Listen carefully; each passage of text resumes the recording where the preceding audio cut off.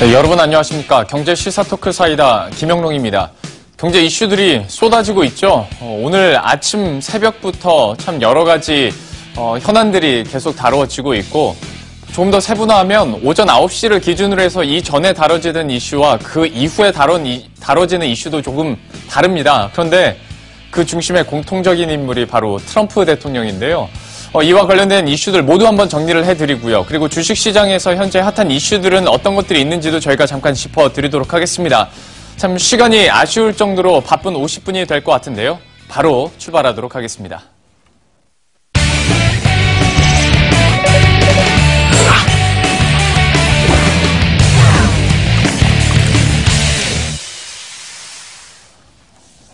네, 그러면 심층 토크부터 시작하죠. 오늘 최영일 경제시사평론가 하나금융투자의 이경수 연구원과 함께합니다. 어서 오십시오. 안녕하세요. 예, 안녕하세요. 오늘의 첫 번째 이야기는 어떤 것부터 시작할지 역시 화면 통해서 함께 확인하고 오겠습니다.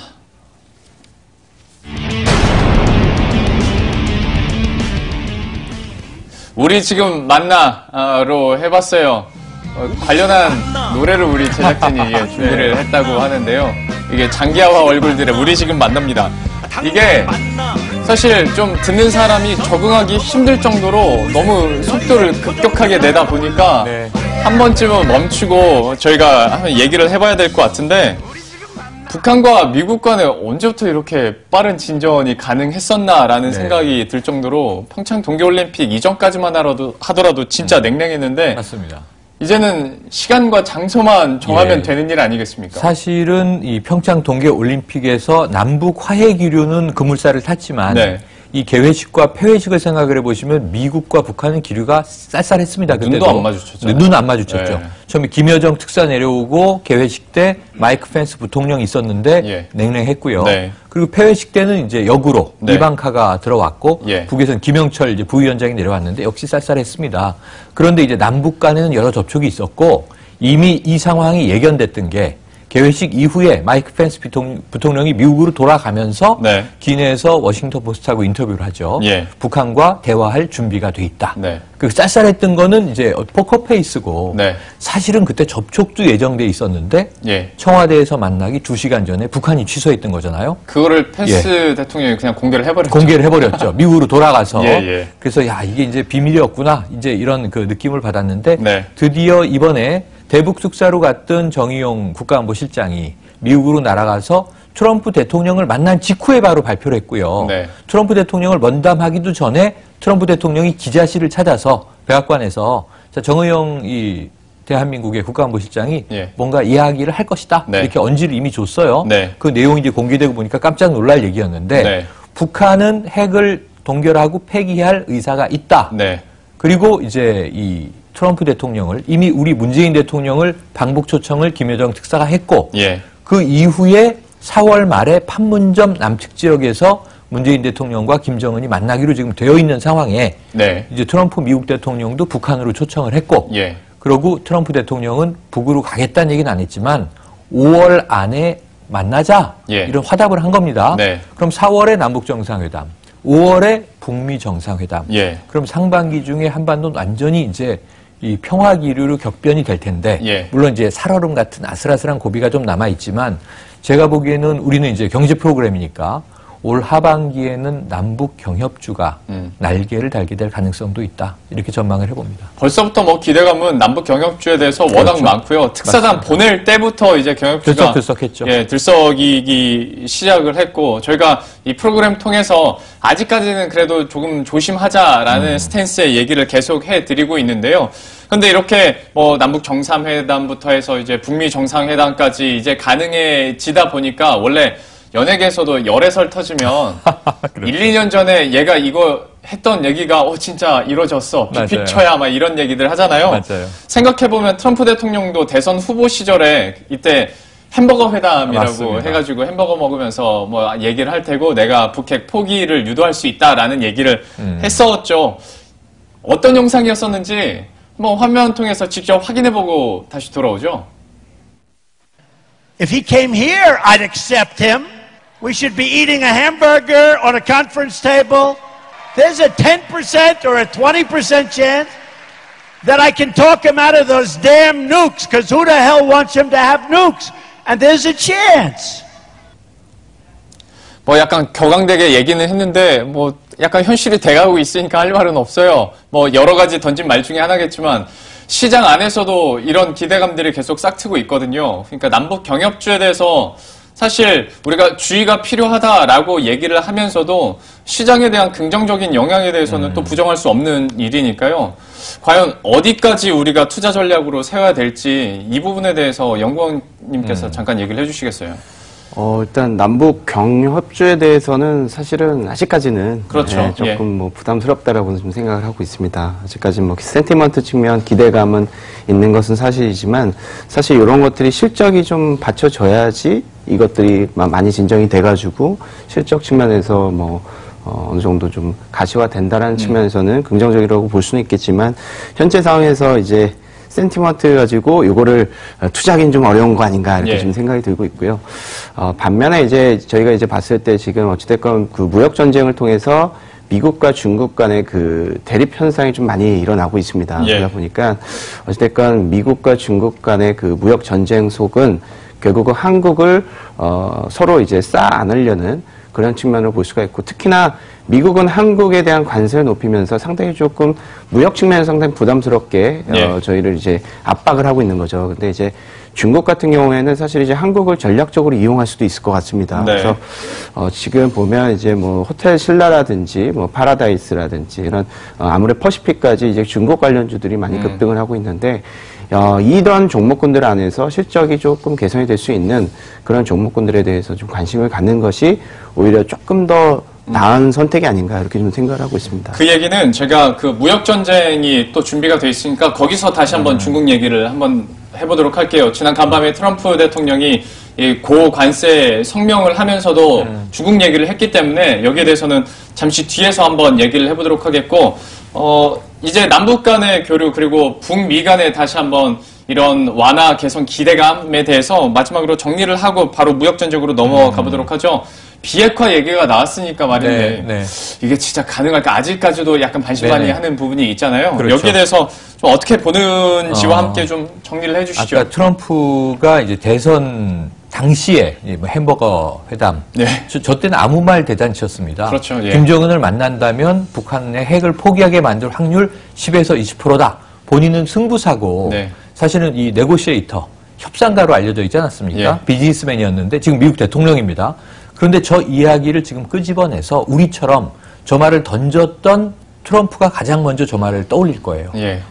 김정은과 5월에 만나게 되면 트럼프가 미국을 북한을 갈 가능성보다는 김정은이 미국으로 오거나 아니면 제3지대에서 만날 가능성이 큰데 그럼 테이블에 햄버거가 올라와 있으면 너무 재밌는 장면이 연출되겠죠. 자기가 얘기한 대로 됐다 또. 그렇죠. 그러니까 방송인 출신의 트럼프는 그런 이야기를 하기 위해서 햄버거 먹읍시다 할 수 있고 김정은도 미국식 햄버거 좋아합니다. 스위스 유학했던 이제 시절에서 미국 음식들 좋아하고 이 그리스라고 하는 뮤지컬에도 출연한 적이 있어요. 그러니까 상당히 미국 문화를 모르지 않는 그런 이제 북한 지도자인데 그리고 10에서 20%의 확률을 저때 얘기했는데 만약에 비핵화가 성공하면 트럼프는 자기 당선 확률이 10% 아래였거든요. 그런데 그걸 뒤집어서 당선이 됐지 않습니까? 이번에 봐라. 이 낮은 확률을 내가 또 이뤄냈다. 자화자찬할 수 있는 아주 좋은 소스를 얻게 되는 거죠. 밀어붙일 걸로 보여져요. 그래서 우리가 갑자기 이렇게 뚝이 무너지듯 이렇게 급전환될 수 있을까? 그런데 이게 극과 극은 통한다라고 이제 늘 얘기해 왔는데 핵을 사이에 놓고 내 책상에 핵 버튼이 있다. 내 건 심지어 작동도 한다. 이런 무시무시한 얘기를 하던 두 사람이 만나게 되면 저는 김정은이 이번에 확인된 바 상당히 정상적인 인물이다. 자기를 가리켜서 다 외국에서 나를 땅딸보라고 부르는 거 다 알아. 뭐 이런 얘기하면서 멀쩡한 모습을 보였거든요. 그럼 김정은이 지도자로서 정상적이라면 김정은의 목표는 핵을 쥐고 그냥 굶어 죽는 게 능상 아니라는 걸 알 거예요. 핵으로 딜을 붙였지만 빅딜이 이루어지면 전 트럼프한테 뭘 요구할까? 1. 체제 보장해달라. 우리 정권 붕괴하지 말고 2. 우리를 경제적으로 좀 도와달라. 그럼 저는 북한 개발을 놓고 이 우선권을 가지고 있는 중국 그리고 우리 그리고 미국 이런 좀 다국적인 나라들이 달라붙는다면 상당히 북한의 개방과 경제적인 성장 그리고 우리가 얻을 수혜가 많다는 점에서 아까 이제 우리 이영구 의원님 이제 신중하게 경협주 보자. 저는 동등한 입장인데, 같은 입장인데 좀 중장기적으로 보자. 예. 지금 투자했을 때 날 것이 무엇인가. 유라시아 철도가 그러니까 뭐 우리 땅에서 기차를 타면 유럽까지 갈 수 있을 때 어떤 변화가 있을 것인가. 예. 관광 차원을 우선 가장 먼저 보지만 그 외에 내수 시장이 확대되는 효과도 있을 거고요. 네. 그리고 이제 어떤 유럽 시장이 더 가까워지는 효과도 있을 거고요. 물동량 유통의 문제도 있을 거고요. 예. 여러 가지 좀 앞으로 파생될 수 있는 것들을 좀 창의적 차원에서 아이데이션 해보는 기간을 갖는 것도 좋겠다 이런 생각이 드네요. 그렇죠. 실제로 구체적인 안들이 나오게 된다면 이거는 당연히 이제 호재가 될 수밖에 없는 부분이고요. 여기에 대해서는 저희가 또 그게 실체화가 됐을 때 투자 전략 측면에서도 저희가 업데이트를 한번 시켜드리도록 하겠습니다. 그런데 사실 이거는 오전 9시 이후에 나왔던 그렇죠. 이슈들에 대해서 저희가 얘기를 해드렸던 거고 오늘 새벽부터 나왔던 이슈들은 역시 철광과 알루미늄에 대해서 각각 25%와 10%의 고관세 폭탄을 이제 적용하겠다라는 것에 대해서 트럼프 대통령이 성명서에 이제 사인을 가장 좋아하는 그 사인을 한 건데요. 먼저 트럼프 대통령이 구체적으로 어떤 이야기를 했는지 역시 화면 통해서 직접 확인해 보시고 이 이야기 이어가 보도록 하겠습니다. Today I'm defending America's national security by placing tariffs on foreign imports of steel and aluminum. We will have a 25% tariff on foreign steel and a 10% tariff on foreign aluminum when the product comes across our borders. And if we're making the deal on NAFTA, this will figure into the deal and we won't have the tariffs on Canada or Mexico. 예, 방금 보신 것처럼 뭐 우리가 알고 있는 내용들, 그러니까 최악은 면했다고는 하지만 내심 좀 제외를 시켜줬음 하는 마음도 사실 없었던 건 아니었는데 결국 뭐 멕시코와 캐나다 정도 그리고 호주는 조금 더 얘기해보고 중국은 지켜보겠다라는 정도의 얘기가 나왔는데요. 하다 보니까 이제 우리 철강 업체들에게는 좀 아무래도 힘들 수밖에 없겠죠. 물론 앞에서 여러 번 언급을 드렸습니다만 대형 철강 업체들보다는 중소형 업체들의 피해가 더 클 수밖에 없는 상황인데요. 이와 관련해서 취재 기자 연결해서 현재 상황 함께 짚어보도록 하겠습니다.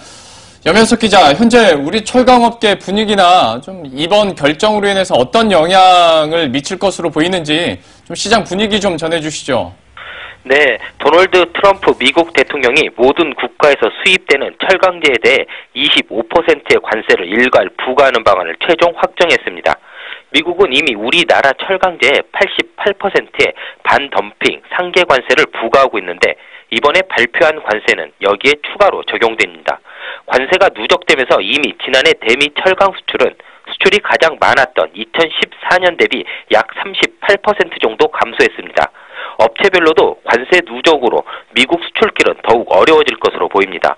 포스코의 경우 현재 미국의 냉간 아별 강판 66.04%, 열혈 강판 62.57%의 관세를 내고 있는데 여기에 25%를 더하면 관세가 각각 91%, 87%에 달하게 됩니다.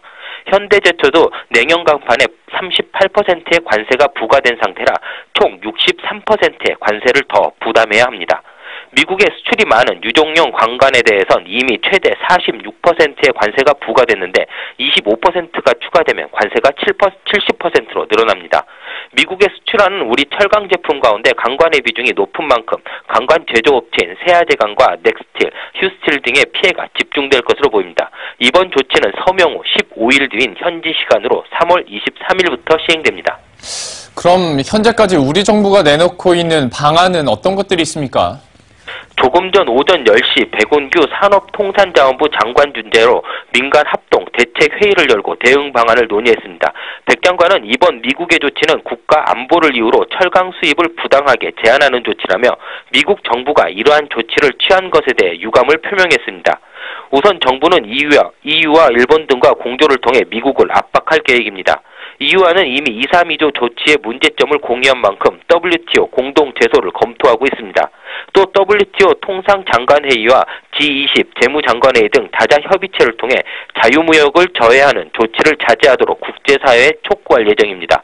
다만 주무부처인 산업부는 국내산 철강제에 대한 관세 경감 또는 면제를 위해 미국 측과 관련 협의를 진행할 계획입니다. 발효까지 보름 정도 남은 만큼 최종 면제를 위해 미국을 계속해서 설득할 예정입니다. 국내 철강업계도 미국 수요 기업 등과 연계해 우리의 주력 수출품인 유정용 강강과 자동차용 강판 등이 품목 제외 판정을 받을 수 있도록 최선을 다하기로 했습니다. 이 밖에도 지원 방안도 마련됐습니다. 미국에 수출이 많은 유정용 강관의 경우 관련 수요가 많은 중동과 캐나다 등 대체 시장으로 수출을 유도할 계획입니다. 내수도 대산에 10조 원을 투자해 첨단 화학 특화단지를 조성해 국내 철강제 수요를 늘릴 방침입니다.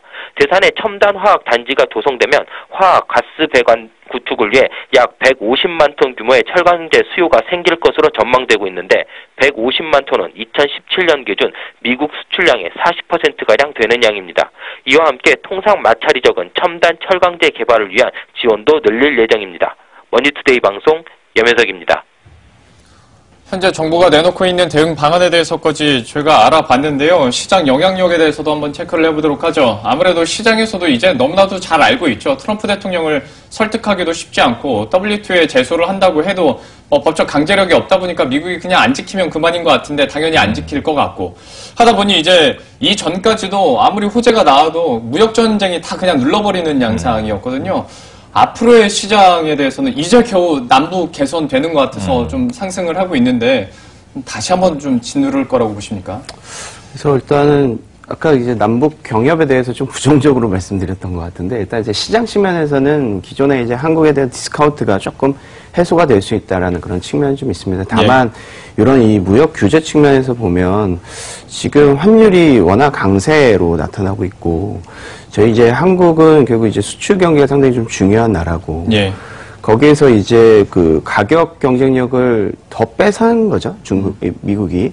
그런 측면에서 좀 부담스럽고 Q 측면에서 보면 또 수량 측면을 보면 가격을 P라고 하고 뭐 이제 수량을 Q라고 했을 때 Q 측면을 봐도 지금 현재로서는 경기 회복이 나타나고는 있지만 이런 그 Q의 그 증가의 어떤 모습들이 지금 관찰이 되지 않고 있다는 거죠. 그래서 지금 P와 Q가 모두 다 지금 부담스러운 상황이고 이런 것들은 철강주 주식들이 안 그래도 이렇게 좀 좋지가 않았는데 여기서 추가적으로 그 P에 대한 그 압박을 더 가한다라고 봤을 때는 실질적으로 조금 더 추가적으로 이 부담을 느낄 수 있는 그런 상황은 좀 나타날 수는 있겠다. 이렇게 좀 생각을 하고 있습니다. 물론 이 남북 경협이라든지 시장이 지금 약간 좀 박스권 하단에 있기 때문에 좀 반등하면서 철강 업종의 어떤 그 전체적인 시장 측면에서의 그 반등 효과가 조금 일어날 수는 있겠지만 실질적으로 펀더멘털 측면에서는 좋을 건 없다. 이렇게 좀 판단을 하고 있습니다. 그러면 관련해서 두 가지 측면에서 하나만 더 여쭤보도록 할게요. P와 Q 측면에서 우리보다 아무래도 유리한 쪽이 중국일 수밖에 없는 상황이고 하다 보면 우리는 또 피해를 받게 되고 계속 좀 굴레에 빠지는 거 아니겠습니까? 여기에 대해서는 그 영향력에 대해서 중국은 얼마나 수혜를 받아갈 거고 거기에 대해서 우리는 반사 피해는 또 얼마나 받아갈지 어떻게 예상하십니까? 글쎄요, 이제 중국 같은 경우도 사실 피해가 크겠죠. 그리고 이제 중국도 이 내수 경기도 중요하지만 그쪽 같은 경우에는 이제 기존에 이제 수주를 받았던 그런 측면에서 이제 꾸준하게 넣는 것도 있고 새로운 시장이라고 볼 수 있는 이 북미라든지 이런 쪽으로 계속 진출을 하고 싶어 하는데 이런 거에 대한 부담은 사실 한국과 동일하다라고 생각을 합니다. 다만 이제 중국 같은 경우에는 좀 전에 말씀드렸다시피 이제 강한 내수 경기가 있습니다. 이 생산 가능 인구도 계속 늘고 있고요. 한국 같은 경우에는 그런 것들이 좀 부족하죠. 생산 가능 인구 줄어들고 있고 한국의 경기는 뭐 거의 수출 경기가 대부분이라고 보시면 될 것 같습니다. 그래서 이런 측면에서 피해는 사실 한국이 조금 더 클 것 같고요. 그런 측면에서 지금 작년 같은 경우에 한국의 기업이익 증가율 같은 경우는 35%였는데 올해는 한 7%에서 8%로 예상이 되고 있습니다. 그리고 작년 같은 경우도 사실 IT 효과를 제외하면 사실 한국이 그렇게 뭐 경기라든지 기업 이익 측면으로 보면 좋다라고 보기는 어려운 측면이 있거든요. 그래서 지금 현재 상황에서는 이런 무역 조치 그리고 보호무역, 국수주의 이렇게 좀 변모가 되는 측면에서는 한국에서는 좀 부담을 느낄 수밖에 없는 상황이다 이렇게 좀 생각하고 있습니다. 그러면 우리나라는 과연 이것을 어떻게 돌파해야 될지 마지막 질문을 이제 평론가님께 한번 드려보도록 할게요. 사실 트럼프가 며칠 전에는 무역에 있어서는 더 이상 우리나라는 동맹국이 아니다라고 얘기를 해놓고 또 간밤에는 진짜 친구한테는 내가 융통성 발휘할 수 있어라는 얘기를 했단 말이죠. 그러면 좀 그 틈새가 생긴 것 같은데 여기가 우리를 어떻게 전략적으로 이 틈새를 파고들어야 될까요? 사실은 뭐 두 개 다 뻥카였습니다. 네, 오늘 보니까 다 적용이 되는 거였고요. 네. 물론 이제 상무성 보고서의 세 가지 안 중에 우리는 53% 이제 고관세 피해 갔지만 타격은 불가피한데 네. 빠진 건 나프타만 빠졌잖아요. 캐나다하고 멕시코만 빠지고. 근데 아까 잠깐 그래프가 지나갔습니다만 중국은 타격이 별로 없습니다. 미국 시장 입장에서 보면 철강 수출은 우리가 10%를 집어넣고 있어요. 중국은 2.2% 집어넣고 있습니다. 중국이 무슨 타격이 있습니까? 우리보다 5분의 1이죠. 근데 우리와 EU가 타격이 커서 미국 내 전문가들의 관측이 이거 중국에 타격 안 준다. 트럼프 대통령의 의도와 다르게 한국과 이 EU와 같은 우리 동맹 국가들이 오히려 타격이 크다. 이렇게 얘기를 하고 있고요. 우리나라 관점에서 보면 우리나라 내에서 생산되는 철강 중에 12%가 미국 시장으로 나가는 겁니다. 이 타격이 크죠. 오늘 국내 분석을 보시면 약 향후 3년간 7조 원 정도의 손실이 예상되고 14,000명 이상의 일자리가 이제 사라질 수 있다. 이거 굉장히 큰 타격입니다. 일자리 지금 10,000개 만드는 게 얼마나 힘든지 그렇죠. 이번 정부가 절감하고 있는 상황인데 그래서 우리가 받을 고통은 앞으로 크고 그리고 이제 미국 시장에서의 중국은 별로 크게 손해보는 것 없고 그럼 제가 보기에는 이게 바로 잡혀야 되는데 말씀하신 대로 이미 사인을 지난밤에 해버렸으므로 이것은 몇 년간은 갈 거거든요. WTO에서 우리가 승소를 해도 미국이 번복할 가능성은 없고 트럼프 재임 기간 중에는 유지될 것이다. 이렇게 본다면 지금 이 국내 내수 시장에서의 밀어내기가 수출로 가던 게 내수로 돌아왔을 때 중소, 영세, 철강 업체들의 어떤 유통 이 공급 체인에서의 타격들 이걸 국내에서 최소화하기 위해서 대응책을 마련해야 되는 게 첫 번째. 그럼 이 과잉 생산된 물량들을 어디로 밀어낼 것인가. 새로운 판로를 찾아야 되는 게 두 번째. 그래서 이것은 정부와 기업이 함께 머리를 맞대야 되는데요. 단기적으로는 뾰족한 방법이 없다는 게 안타까운 현실입니다. 그게 안타깝네요. 우리가 할 수 있는 게 너무 제한적이라는 거. 그래서 과연 어떻게 좀 해법을 찾아갈 수 있을지 이거는 우리가 시간을 두고 정부의 흐름들을 지켜보는 수밖에 없을 것 같습니다. 무역전쟁에 대해서 이 정도 이야기를 마무리 짓도록 하겠고요. 다음 주제는 또 뭔지 역시 화면 통해서 함께 확인하고 오겠습니다.